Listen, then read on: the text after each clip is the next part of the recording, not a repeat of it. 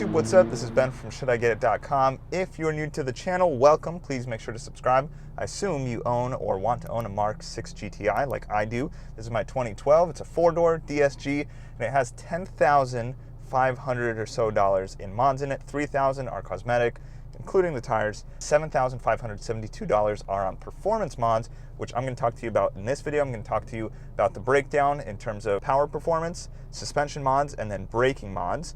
I'm going to show you my Unibrace that I have in here, which literally goes behind the rear seats, between that and the trunk. It's the Unibrace XB. I've rarely seen it on the Mark 6s, but I have it on this car.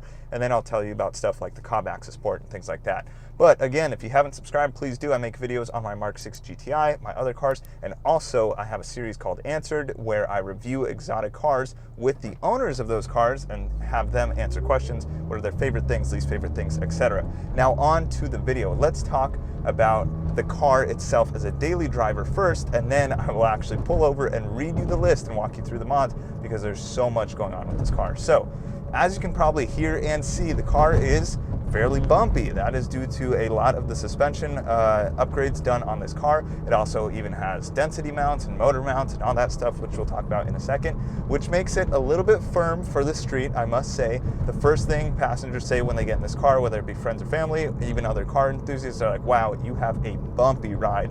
It is not on coils, it's on DriverGear lowering springs, about 3/4 of an inch in all four corners. It is a bumpy ride. I've gotten used to it over the 1.5 years that I've owned this car, but I must say it is not the most comfortable car anymore, but that's fine. That's kind of the trade-off you get with suspension that is fantastic, and also the steering is super responsive. So as you can see, the car doesn't really roll. It feels great, and it puts down a lot of power, which we'll talk about in a second. Next is the sound. If you haven't already seen my video, this car has a Neuspeed intake on it, and it sounds pretty good with the hood up. Take a listen.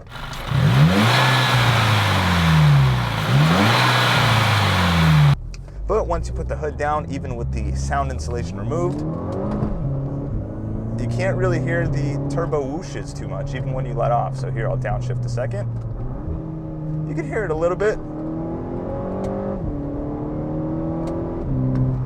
And it doesn't make a ton of noise. From the outside, however, the Borla S-Type exhaust sounds phenomenal.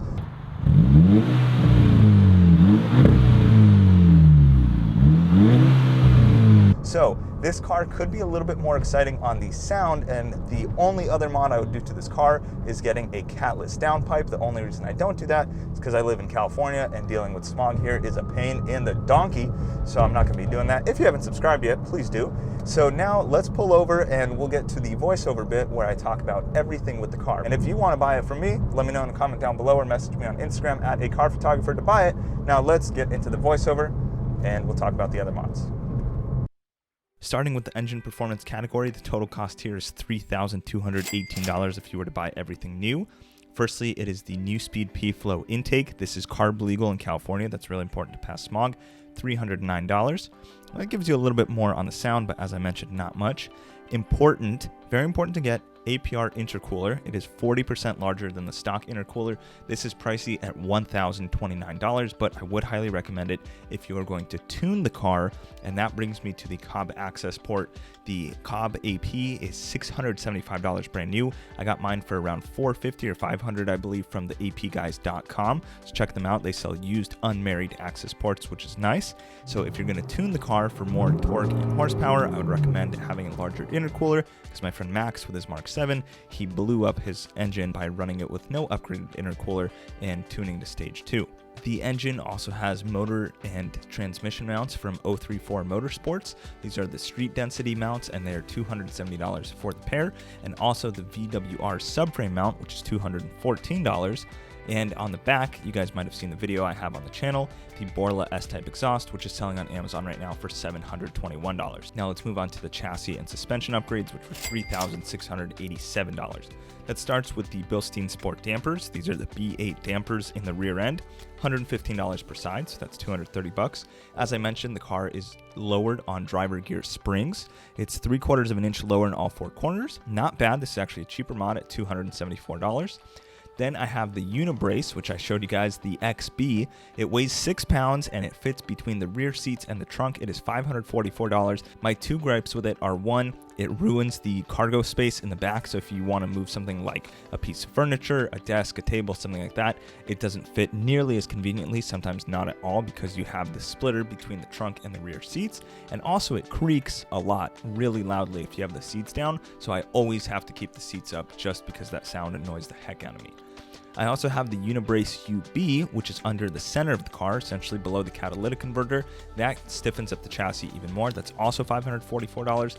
And then in the back of the car, you guys can see it here when I was doing the Borla exhaust install, the Unibrace RB, which weighs 2.3 pounds and also stiffens the rear end of the car. This car also has the Tyrolsport Deadset rigid collar subframe kit, $224, H&R anti-roll bars in the front and the rear. It's 26mm front sway bar, 22mm in the rear. That's $296 and $260 respectively.